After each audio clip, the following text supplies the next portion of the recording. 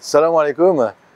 Je m'appelle David Isaac et voilà, je suis originaire, je vis en France, à Paris. Aujourd'hui, je suis à Istanbul où je fais cette vidéo et mes origines sont de Pologne de par mon père et d'Algérie de par ma mère. Alors en fait, je suis d'origine juive. À vrai dire, avant j'étais juif.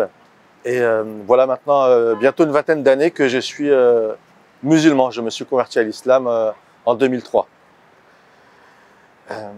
Voilà, j'ai bientôt 39 ans. Je suis marié, j'ai 2 enfants, alhamdoulilah. Et voilà, je travaille dans le paramédical. Je suis né dans une famille de confession juive, traditionnelle juive. Voilà, donc mes parents ont pratiqué le judaïsme à leur façon, à leur manière, tout en s'adaptant à la culture, la vie française.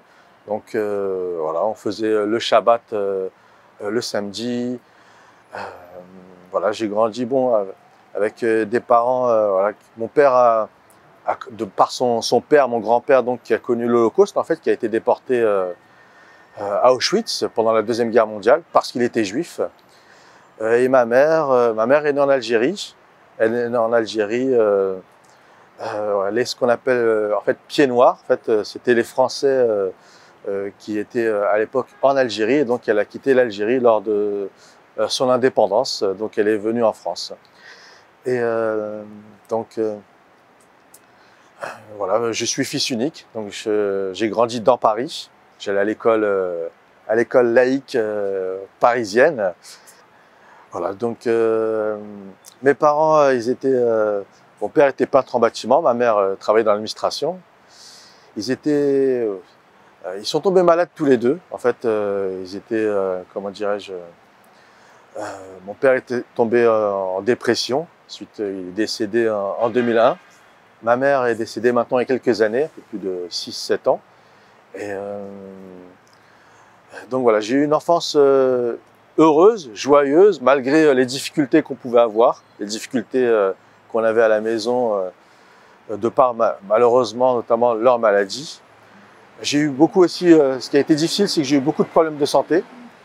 En fait, j'allais très souvent à l'hôpital parce que j'ai subi plusieurs interventions chirurgicales, dont notamment une greffe du foie en 1999. Opération qui s'est vraiment très bien passée. Et c'est à ce moment-là d'ailleurs où j'ai été greffé du foie, et on peut dire que la foi en Dieu m'est revenue.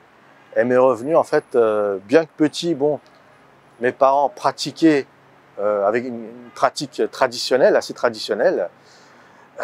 Moi-même, en fait, de par nos difficultés qu'on avait, que ce soit financières ou même la maladie de mes parents, même difficultés liées à la santé me concernant, même ceux de mes parents, en fait, j'avais perdu cette foi en Dieu, en fait, à cause de tous ces malheurs en fait, on sent qui nous accablent. En fait, on se demande, mais si un Dieu existe, pourquoi je subis tous ces malheurs, en fait. Et donc, lorsque cette opération est intervenue, et en fait, elle s'est tellement bien passée que à ce moment-là, en fait, la foi m'est revenue. En fait, un sentiment de croyance, en fait, m'a envahi. Et en parallèle aussi, alors, c'est vrai que j'avais de très bons amis qui s'appellent Karim et Sankou, que j'ai rencontrés au collège. Des amis en fait qui étaient là pour moi, qui m'ont toujours soutenu en fait, et qui étaient qui étaient toujours présents avec moi à l'hôpital. Ils venaient me voir tous les jours et on passait des journées entières à l'hôpital. Vous savez, des journées où ce sont des adolescents de 14-15 ans qui passent leur temps avant l'ère des téléphones, des smartphones, à échanger, à discuter, à rigoler, à jouer à la console et à regarder la télé. Là où en fait c'est vrai qu'il y avait un manquement du côté de mes parents parce que c'était à cause de leur maladie, lié à leur maladie, où en fait c'est vrai que même malgré mon hospitalisation, je les voyais que rarement, voilà. Et donc ensuite, donc j'ai été greffé du foie à 15 ans. Et à 17 ans, en fait, à l'âge de 17 ans, mon père décède en fait. Donc il décède dans des circonstances où il a mis fin à ses jours parce qu'en fait il souffrait d'une dépression qui a depuis plus de 10 ans maintenant et certainement peut-être c'en était trop pour lui. Et seulement en fait j'ai vu c'est la première fois en fait à ce moment-là où j'étais confronté à la mort, confronté au décès de quelqu'un et en l'occurrence là de mon père. Et donc on se demande qu'est-ce qui se passe, pourquoi lui, où est-ce qu'il est, pourquoi moi, et surtout qu'avant son décès, juste avant son décès, en fait, moi je suis parti à l'hôpital. En fait, je suis parti à l'hôpital la veille du décès parce que j'avais de la fièvre, en fait, j'avais une poussée de fièvre, et donc je suis parti en urgence à l'hôpital où j'ai été hospitalisé à peu près une dizaine de jours. Et donc mon père a mis fin à ses jours dans la nuit de mon hospitalisation. Et sachant qu'avant mon départ à l'hôpital, je ne sais pas pourquoi, ça m'est venu tout d'un coup comme ça, et je lui ai dit que je l'aimais, que c'était un très bon papa, un très bon père. Et donc après, suite à son décès, j'ai appris son décès par le médecin, par un des médecins qui me suivait. Je me souviens, il était rentré dans ma chambre avec ma tante qui était là, ma tante des États-Unis, qui était venue pour des vacances en France et qui a pu justement gérer toute la suite de ces événements. Et c'est à ce moment-là où elle est venue avec ce médecin m'annoncer le décès de mon père. Mais je sentais qu'il y avait quelque chose qui se déroulait parce que les infirmiers, les aides-soignants, le personnel était assez distant avec moi pendant 24 heures à peu près. Et j'étais interdit de recevoir des visites. Et donc là, lorsque mon père est décédé, ma mère, qui n'a pas supporté le choc, a été hospitalisée. Donc j'ai été justement pendant plus d'1 mois chez mon ami Karim. Justement, j'ai été accueilli chez lui. À chaque fois que j'allais chez lui, j'étais toujours très bien accueilli. Toujours accueilli comme un prince en fait, là où moi j'avais beaucoup plus de difficultés à l'époque parce qu'en tant que juif, accueillir un musulman c'était pas forcément évident. Et donc j'ai été 1 mois chez lui, et donc c'est vrai que suite au décès en fait, je me posais des questions, beaucoup de questions face à la mort notamment. Parce que en fait, je me demandais où était passé mon père, en fait, où est-ce qu'il était. Et vu qu'en fait, du jour au lendemain, je ne le voyais plus. Et on se pose des questions. Et c'est vrai qu'à ce moment-là, moi, dont la foi m'était revenue quelques années auparavant, où je m'étais remis à pratiquer le judaïsme, mais un peu à ma façon. En fait, je faisais mes prières quotidiennes. Mais j'allais de temps en temps à la synagogue, mais j'avais ce besoin de pratiquer d'une façon assez autonome, en fait. Et autonome et indépendante. Et donc ensuite, à ce moment-là, j'ai été... je me suis posé des questions, notamment sur la mort, la vie après la mort. Et je me suis renseigné à travers ma religion, le judaïsme, à travers d'autres religions, que ce soit le bouddhisme, le christianisme. J'avais rencontré un prêtre à l'époque pour lui poser quelques questions. Et aussi l'islam. Alors en ce qui concerne l'islam, j'avais demandé à mon ami, Karim, de m'accompagner à Couronne, dans une librairie. J'ai acheté un livre. J'ai acheté un livre qui s'appelle Connaître l'islam de Ali Tantawi. Et en fait, ce livre, ça a été une révélation pour moi, à vrai dire. Où en fait, moi qui croyais en Dieu, mais qui avait beaucoup de mal à le trouver dans ma religion, dans le judaïsme, je l'ai rencontré, je l'ai retrouvé ou trouvé dans l'islam. Parce que ça répondait à toutes mes questions sur le sens de la vie, le sens de ma vie, de où est-ce était passé mon père, sur le destin, sur notre but sur Terre, sur la vie après la mort, le jour du jugement dernier.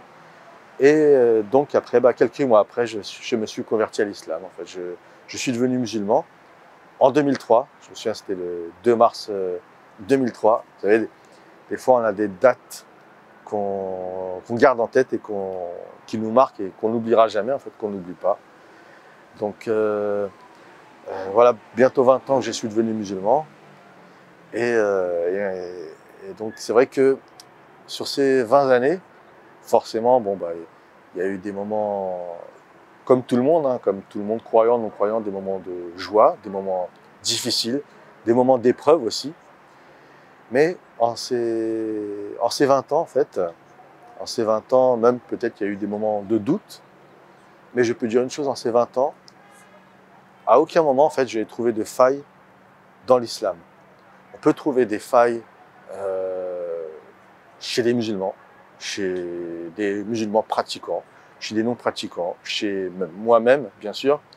En fait, personne n'est infaillible, mais dans la religion, dans le cœur de la religion, dans tout ce qu'elle a pu apporter en fait, à l'être humain, à la civilisation, toutes les civilisations, enfin la civilisation, les civilisations qui ont pu suivre, en fait, je n'ai jamais trouvé en fait, de faille la concernant. Même les fois, finalement, où j'ai pu douter, où j'ai pu me remettre en cause, où on se dit, si j'avais fait ceci, si j'avais fait cela, et bien en fin de compte, en fait, ce sont des doutes qu'on essaie d'avoir sur la religion, mais au final, ce sont des doutes qu'on a sur nous-mêmes, en vrai.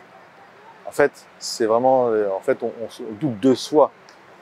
Mais c'est pas la religion, en fin de compte, qui peut en être le coupable ou qui en est peut-être qui sera lié à nos erreurs, en fait, nos erreurs. Et forcément, tout le monde dans la vie, tout le monde fait des erreurs dans la vie. On est tous amenés à faire tous les jours des choix. Parfois, on fait des choix, des mauvais choix, dont parfois les conséquences, on les voit pas forcément immédiatement, mais des jours, des semaines, des mois après. On fait parfois aussi des bons choix, des très bons choix, alhamdoulilah. Et c'est ça, c'est le goût de la vie, on peut dire. C'est ce qui nous anime tous. Et donc voilà, j'ai pu me rendre à la Mecque en 2018 pour faire le Hajj. Et ça, c'est ce qui marque aussi un véritable tournant. Ma maman est décédée, oui, j'en avais parlé il y a 7 ans, en 2015. Et voilà, donc aujourd'hui, je suis marié, j'ai 2 enfants. Et alhamdoulilah, aujourd'hui, ça va faire 20 ans que je suis devenu musulman, où j'étais juif et je me suis converti à l'islam en 2003. Et pour pas dire qu'il y a des choses qui ont changé dans ma vie, en fait, c'est toute ma vie qui a changé finalement.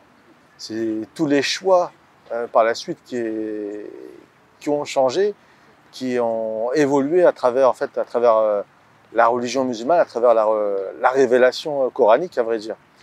Et donc, en fait, l'islam, au final, m'apporte beaucoup de sagesse, en fait, beaucoup de recul, notamment par rapport aux événements qui me sont arrivés et qui m'arrivent tous les jours, en fait, parfois. En fait, l'islam nous apporte justement ces reculs, ce sont ces façons de quelle manière appréhender, accepter de recevoir justement tous les événements qui nous arrivent, de quelle manière pouvons-nous justement les accepter et les gérer. Et en fait, grâce à l'islam, aujourd'hui, je suis, on va dire, quelqu'un d'épanoui. Je trouve, j'aspire à trouver le bonheur. En fait, le bonheur qui sont finalement dans des choses simples, dans des moments de la vie qu'on partage avec sa femme, ses enfants. Bien sûr, il y a toujours parfois des moments, des difficultés, mais ça fait partie de cette vie, en fait. C'est plaisir, j'ai envie de vous dire, de la vie, le goût de la vie, en fait. Ce sont tous ces moments qu'on vit ensemble, qu'on partage. Et l'islam nous apporte notamment un certain cadre, grâce, ça peut être au niveau de l'alimentation, quand on sait l'interdiction de boire de l'alcool, de ne pas se droguer. Ça, en fait, au final, c'est pour notre bien, pour notre santé. Et quand on voit tous les ravages justement que ça fait, c'est vrai que sans l'islam, je me demande où est-ce que j'en serais. l'islam nous interdit aussi bon, bah, la viande de porc, la viande qui n'est pas égorgée au nom de Dieu. Mais là aussi, il y a forcément des choses, des secrets que nous, on ignore, mais dont Dieu sait à travers la révélation. Dieu sait pourquoi il nous les a interdits, et Dieu sait aussi où est-ce qu'on en serait si justement on les consommerait en fait. Après, on n'a pas toujours toutes les réponses à nos questions, mais parfois, il suffit. En fait, à partir du moment où Dieu nous dit des choses dans le Coran, bah, il est important d'essayer de les respecter au maximum. Ça peut être aussi l'intérêt. L'intérêt, Dieu nous interdit l'intérêt, par exemple. Et ça, ce sont des choses parfois qui mènent, pour beaucoup de personnes, à grande difficulté, en précarité. En fait, on vit dans un monde où justement l'intérêt domine l'espace économique. Et en fait, c'est tout ça pour vous dire que vraiment, en fait, l'islam m'apporte un cadre, m'apporte une certaine sérénité à travers justement tous ces choix de vie, à travers ma petite famille, à travers mes amis. En fait, en parlant des amis, bah, c'est vrai que l'islam, ça consolide en fait mes relations humaines, notamment avec d'autres musulmans que je considère frères dans ma religion, parce que Dieu dit dans le Coran que les musulmans sont des frères les uns et les autres. Et donc, quand je vois un ami musulman, quand je le rencontre, en fait, je le considère comme mon frère. Et à partir de là, en fait, dans la mesure du possible, dans l'idéal, c'est que je souhaite qu'il ait ce que même moi-même j'aimerais avoir. Donc, en fait, c'est pour ça que les relations amicales, sociales entre les musulmans, on essaie de les rendre meilleures, du meilleur possible qu'elles puissent l'être. En fait, l'islam m'a apporté aussi une certaine force face à la vie, face aux épreuves de la vie, parce que la vie, c'est à son lot de difficultés.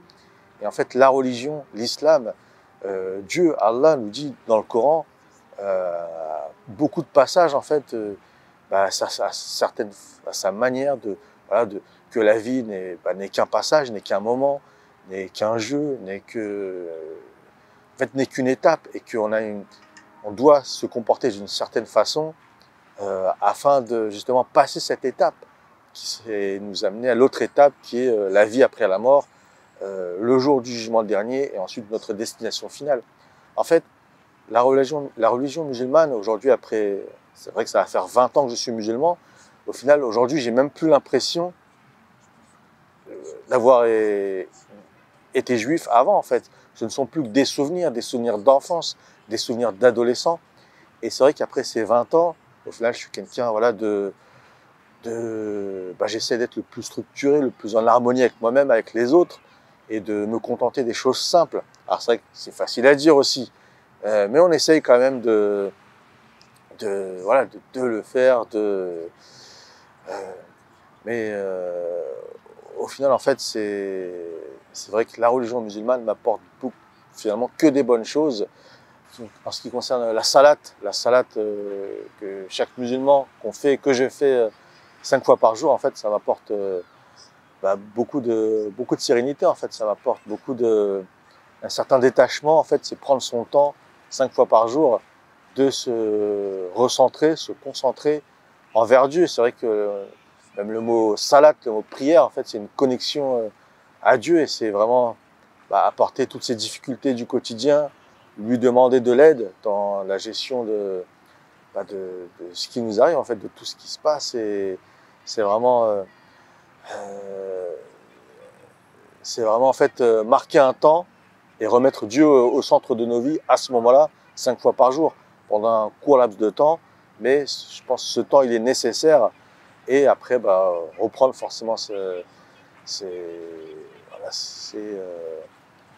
que nous étions en train de faire. Mais c'est vrai que la prière nous aide plus que ce qu'on peut le croire. Et il y a forcément des choses dont on n'est pas conscient.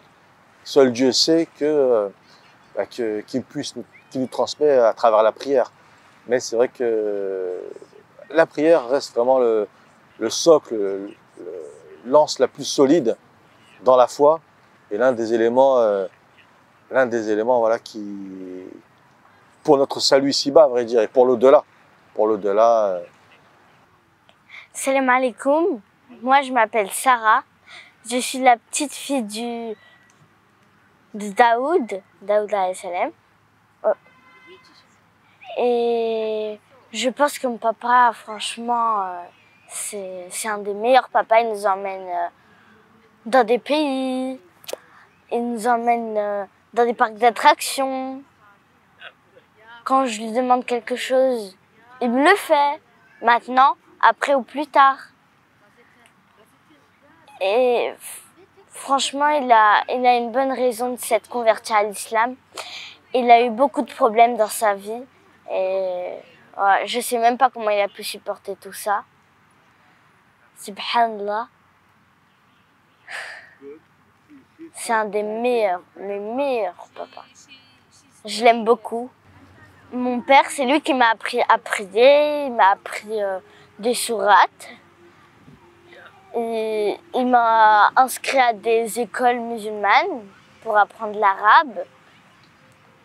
Je suis très contente d'avoir appris tout ça. C'était un peu dur au début, mais après je me suis entraînée et j'ai réussi, quoi. J'ai réussi. Je suis contente. Je suis heureuse. C'est l'un des meilleurs. Je vois tous les papas et je me dis, attends, mais ce papa, il lui donne pas ça, mon papa, il me donne ça. Waouh, waouh. Je l'aime beaucoup. C'est génial. Génial. Des fois, on se dispute. Ça me rend super triste. Des fois, on est heureux. Je suis super contente. C'est le meilleur, quoi. Je l'aime beaucoup. Je l'aime beaucoup. Il m'a enseigné beaucoup de trucs. Et sans lui, j'aurais rien appris de tout ça. Rien. Je connaîtrais pas les prophètes. Je ne connaîtrais pas la religion musulmane, quoi. La prière qui est très importante. De se couvrir, de ne pas nous montrer ses parties.